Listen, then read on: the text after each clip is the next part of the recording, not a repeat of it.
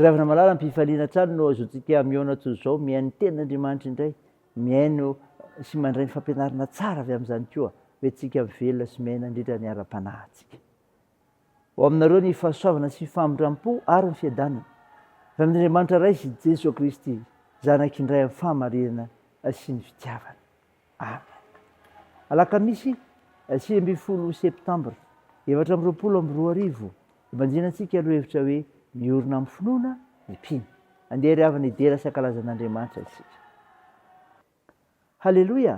Miderahan Jehovah ary fanahiko, ideran'i Jehovah raha mbola miaina koa, eny ankalazan'Andriamanitra aho raha mbola velona koa. Amen.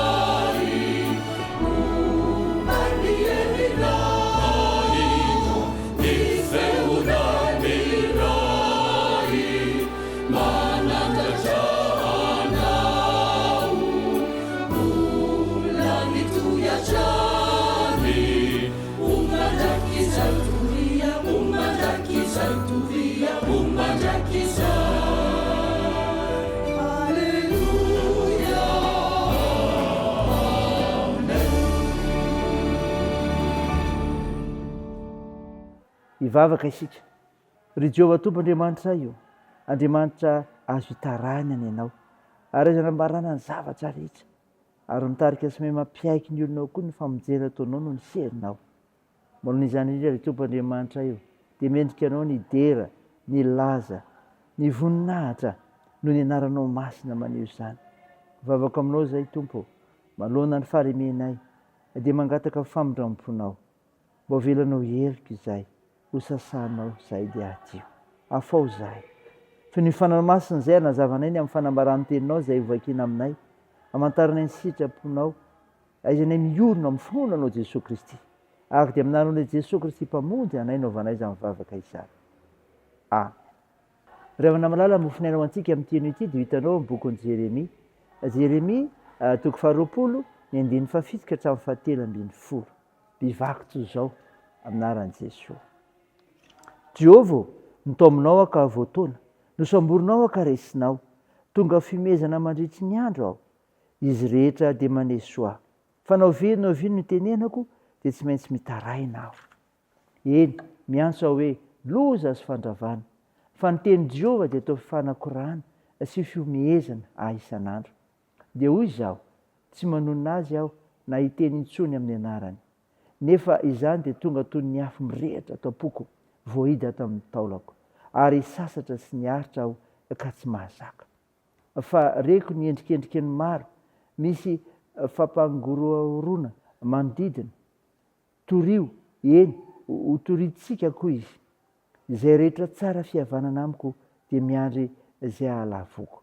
Ka manao hoe angambo ho voataona izy, dia ho resentsika sy ho valitsika.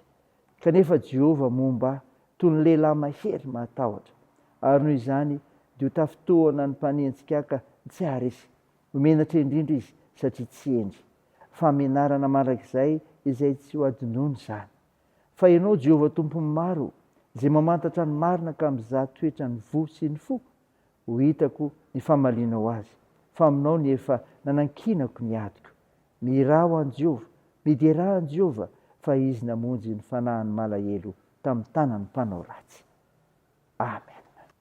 Ray masino, manamasinanay amin'ny fahamarinana, ny teninao ny fahamarinana. Amen. Ravina malarehetra amin'ny Tompo, ho aminao ny fiadana avy amin'ilay Jesosy Kristy ilay hitady sy hamonjy ny very, mitady anao koa.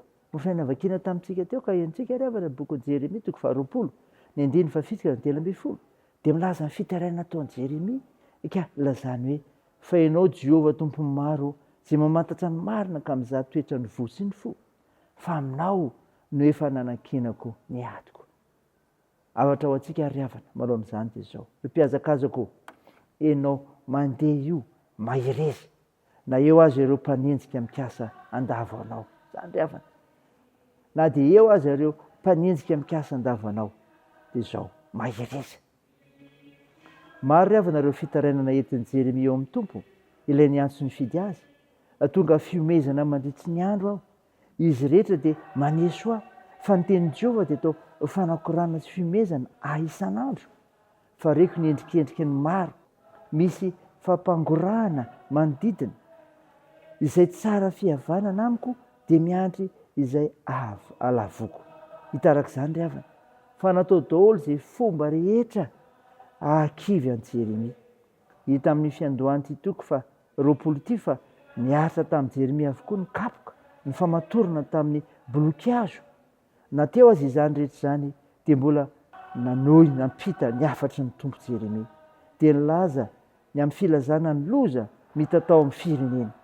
Tanteraka tao amin'i Jesosy Kristy ry havana izany faminaniana hita amin'ny bokin'i Jeremia izao, mba ho fampitandremana izay miziriziry manohy ny asa ratsy fanaony, mitarika any amin'ny fahaverezana tanteraka. Noho izany mila mijoro hatrany isika, na dia eo azy ireo mpanenjika mikasa andavanao. Manaraka izany ry havana, ry mpiazakazako, ankino amin'ny Tompo ny adinao, ankino amin'ny Tompo ny adinao. Fa aminao nefa nanankinako ny adiko. Manoloana ireo fampahoriana sy faninjehana mafy nanjo azy, dia nila ho kivy Jeremia, atao naleno tsy nateraka akory. Noho izy nifandray akaiky amin'ny Tompo, dia tao amin'ny ihany ny fahatokiana sy ny fianteherana aminy. Tsara ny miankina amin'ny Tompo, ankinona amin'ny hatrany ny fanahinao rehetra.